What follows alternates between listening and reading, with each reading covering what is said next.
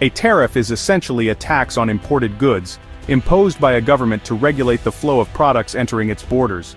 These taxes can vary widely depending on the type of goods and the country of origin, but their core purpose remains the same: to influence trade and protect national interests.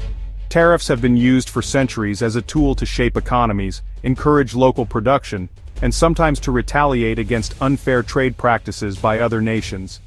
By making imported goods more expensive, tariffs are intended to protect domestic industries from foreign competition and raise government revenue.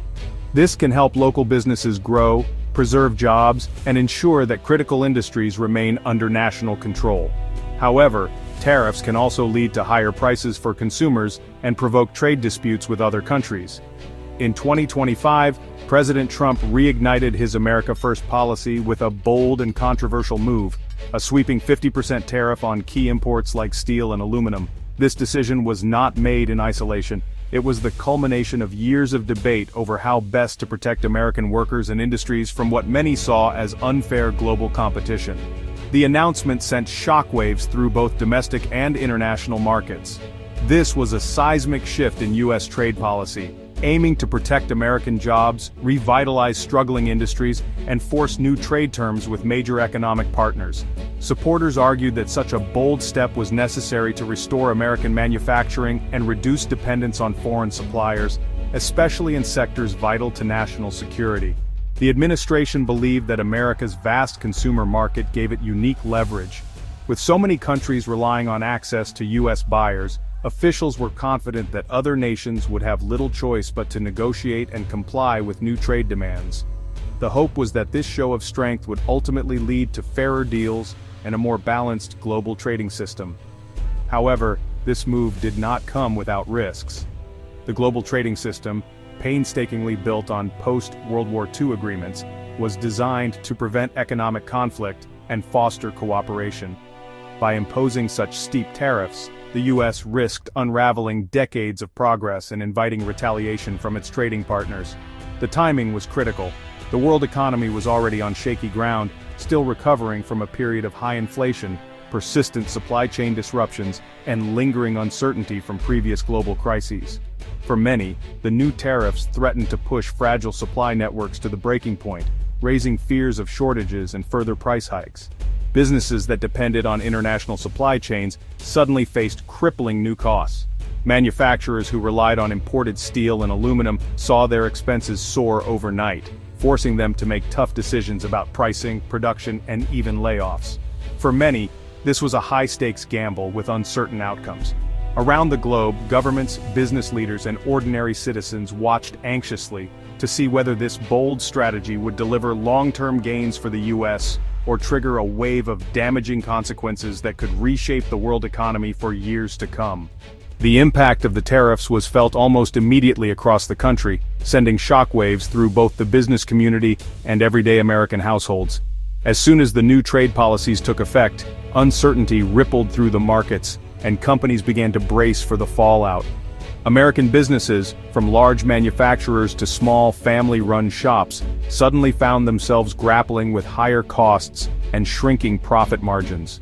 Families, too, felt the squeeze as they struggled to keep up with rising expenses, making tough decisions about what to cut from their monthly budgets. Companies that relied on imported materials saw their expenses skyrocket overnight. Many were forced to make difficult choices. Should they pass these new costs onto their customers, risking lower sales, or absorb the losses themselves, threatening their own survival? For some, neither option was sustainable. The mounting pressure led to hiring freezes and, in many cases, painful layoffs. Job creation, which had been a source of optimism, slowed dramatically as businesses tried to weather the storm. For workers, the fear of unemployment became a daily reality. Ironically, the very promise that tariffs would protect American jobs seemed to backfire. Instead of safeguarding employment, the new trade barriers created powerful economic headwinds, forcing some companies to close their doors for good. Meanwhile, consumers faced higher prices on everyday essentials. Whether shopping for groceries, looking for a new car, or simply trying to make ends meet, Americans found that their dollars didn't stretch as far as they used to. The cost of living crept up, straining household budgets nationwide. Retaliatory tariffs from other countries soon followed, targeting American exports like agricultural products and manufactured goods. Farmers and exporters watched as their overseas markets dried up, leaving crops unsold and goods piling up in warehouses. The tariffs, which were intended to shrink the trade deficit and boost the American economy, ended up having the opposite effect. Instead of closing the gap, the deficit widened, setting off a cycle of economic pain that rippled through communities and industries across the nation.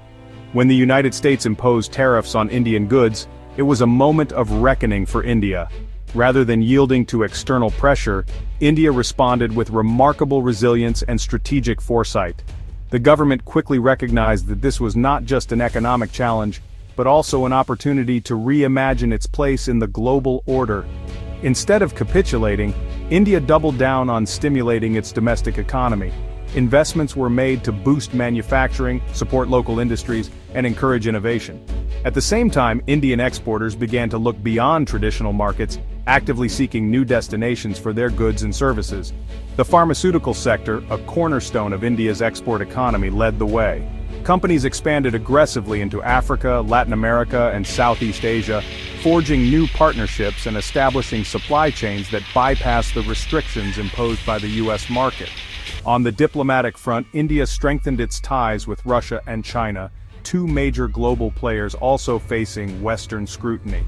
Through forums like BRICS, India worked to build a network of cooperation aiming to create a counterbalance to U.S. influence and pressure. Indian diplomats became more proactive, reaching out to other nations affected by similar trade measures. By coordinating strategies and sharing information, they helped form a united front that could negotiate from a position of strength. This multilateral approach transformed what could have been isolated bilateral disputes into a broader, more complex confrontation. India's efforts encouraged other countries to join forces, amplifying their collective voice on the world stage. Through these actions, India projected a new sense of confidence and determination. Its leaders made it clear that India would not bow to unilateral pressure but instead would assert its interests with dignity and resolve.